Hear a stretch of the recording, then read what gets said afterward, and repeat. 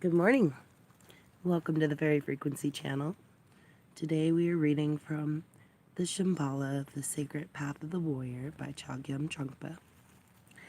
And we are now on chapter 14, Overcoming Arrogance. So,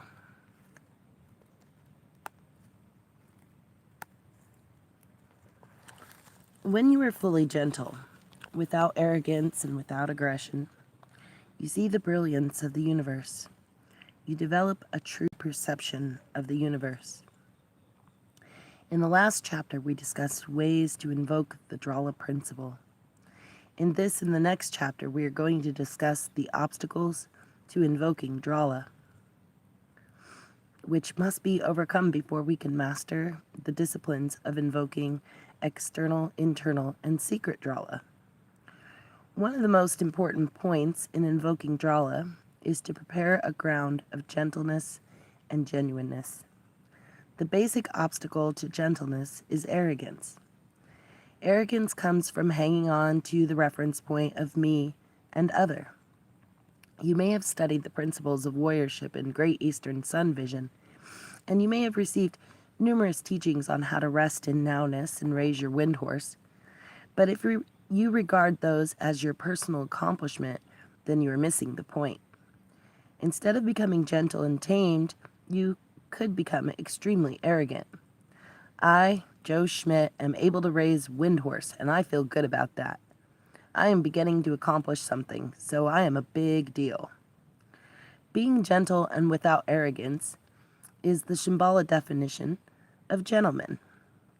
According to the Oxford English Dictionary, one of the definitions of gentleman is someone who is not rude, someone whose behavior is gentle and thoroughly trained.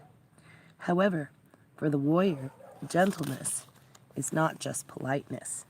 Gentleness is consideration, showing concern for others all the time.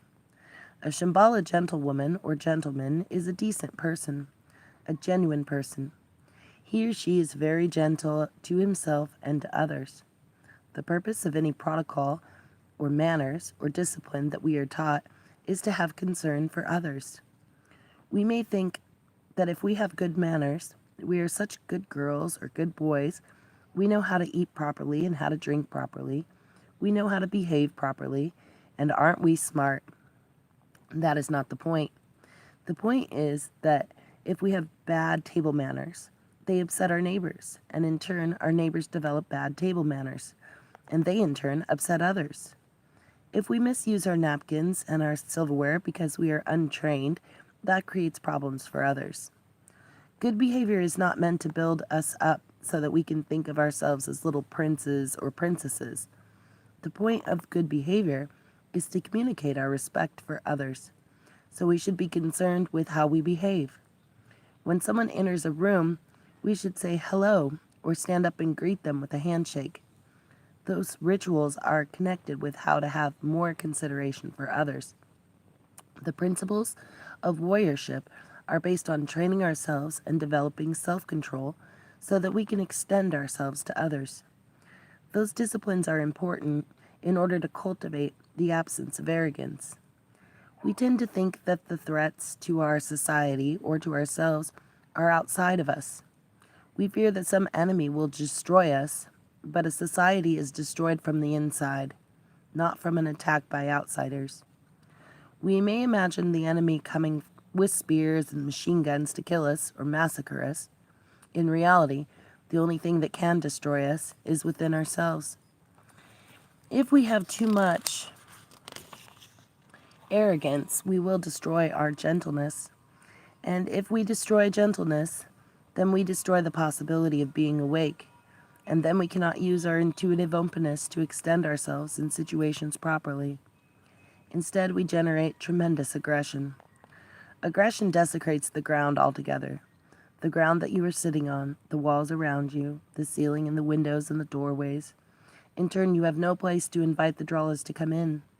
The space becomes like an opium den, thick and heavy, and the Dralas say, "Yuck, who wants to go in there? Who's inviting us? Who's invoking us with their deception?" They won't come along at all. When the room is filled with you and your trip, no sensible person is attracted to that space. Even you aren't.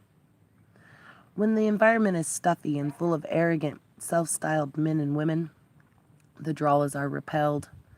But then, what happens if a warrior, someone who embodies non-aggression, freedom from arrogance, and humbleness, walks into that room? When such a person enters an intense situation full of arrogance and pollution, quite possibly the occupants of the room begin to feel funny. They feel that they can't have any fun and games anymore because someone who won't collaborate in their deception has walked in. They can't continue to crack setting sun jokes or indulge in sprawl on the floor, so usually they will leave. The warrior is left alone, sitting in that room. But then after a while, a different group of people may walk in, looking for a fresh room, a clean atmosphere. They begin to assemble, gentle people who smile without arrogance or aggression. The atmosphere is quite different from the previous setting sun gathering. It may be slightly more rowdy than in an opium den, but the air is cheerful and fresh. Then there's the possibility that the drawlas will begin to peek through the doors and the windows. They become interested, and soon they want to come in. And one by one they enter. They accept food and drink, and they relax in the atmosphere, because it is pure and clean, because that atmosphere is without arrogance. The drawlas begin to join in and share their greater sanity. When the warrior student experiences an environment where the drawlas are present, where reality is present, where the possibility of sanity is always there, they can appreciate the mountains, clouds, sky, sunshine, trees, flowers, brooks, the occasional cries and laughter of children. That is the main point of invoking drawla, to appreciate reality fully and properly. Arrogant people can't see intensely bright red and blue, brilliant white and orange. Arrogant people are so involved with themselves and they are competing so much with others that they won't even look. When you are fully gentle, without arrogance and without aggression, you see the brilliance of the universe. You develop a true perception of the universe. You can appreciate green, nice sharp blades of grass, and you can appreciate a striped grasshopper with a tinge of copper color and black antenna. It is so beautiful sitting on a plant. As you walk towards it, it jumps off the plant. Little things like that are not boring sights. They are new discoveries. Every day, you see different things. When I was in Texas a few years ago, I saw thousands of grasshoppers. Each one of them had its own approach, and they were striped with all sorts of colors. I didn't see any purple ones, but I saw copper, green, beige, and black ones, with occasional red spots on them. The world is very interesting wherever you go, wherever you look. Whatever exists in our world is worth experiencing. Today, perhaps, there is a snowfall.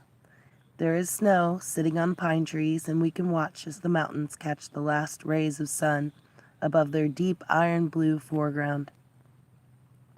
When we begin to see the details of that nature, we feel that the drawla principle is there already. We can't ignore the fantastic situations in the phenomenal world. We should actually take the opportunity, seize it on the spot. Invocation of the drawla principle sometimes from that fascination that we have and that we should have without arrogance. We can appreciate our world, which is so vivid and so beautiful. And that is the end of chapter 14. That was a beautiful chapter. Overcoming arrogance. So if you have missed any of the previous chapters of this wonderful little book, Shambhala, The Sacred Path of the Warrior by Chogyam Trungpa, you can find more chapters in our original playlist called Shambhala, The Sacred Path of the Warrior. So please do come back, leave comments. Thank you all for listening. Hope you're having a wonderful Friday and wishing you a fantastic weekend. Everyone, have a great day. Thank you.